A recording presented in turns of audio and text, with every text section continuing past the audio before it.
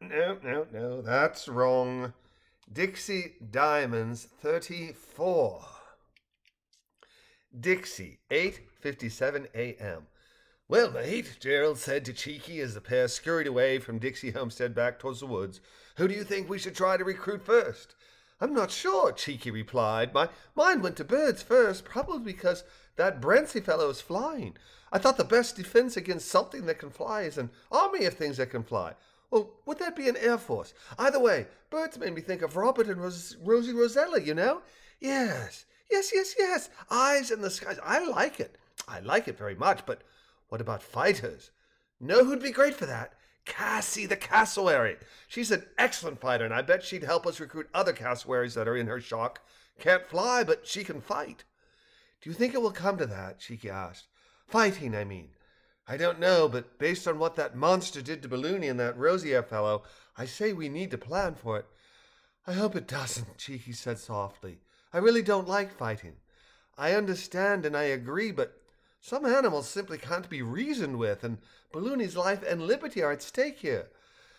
Why are humans so cruel? Cheeky lamented. Needlessly cruel, too, you know. They don't just kill to eat or for self-defense. They kill for sport. I don't understand them. And there's such a mix of temperaments, you know. I truly believe Lizzie and Eddie would fight to the death for me, and here's this Brentsy murdering that Rosier just to steal from him. Terrible. I like our ideas, Jerald continued, but not only should we try to recruit Rosie for lookout purposes, we need the likes of Cassie in case it does come down to a fight. That Cassie's got quite the kick. We'll try Paula Pigeon for air surveillance and that Kenny Kookaburra for defense. That bloke's always laughing on the outside, but he's a bung on a blue at the drop of a hat on the inside. I've seen him smash an animal or two to death before eating it. MSCP shivered. Oh, yes, Mom used to warn me about Kenny back when I was a little bloke. Cheeky sighed. Maybe we should do all of the above? Now you're talking. Absolutely. The more we have on our side, the better off we are.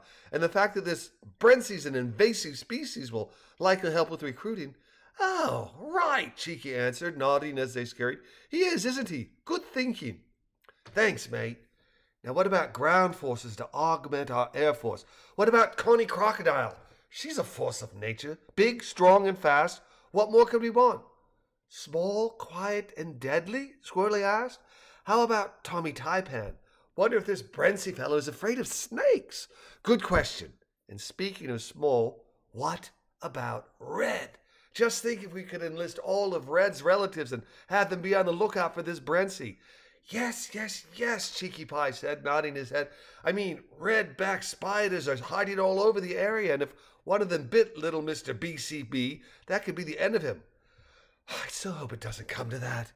You and me both, but it could. Hey, who knows, with a bit of luck, maybe we can just scare him off and convince him to leave Balloony alone, Jerald said, his voice light. I mean, how dare he abuse poor Balloony as though it had no worth, no value, no feelings, it added darkly. Dashing onward, he said, Come on, MSCP, let's go recruiting.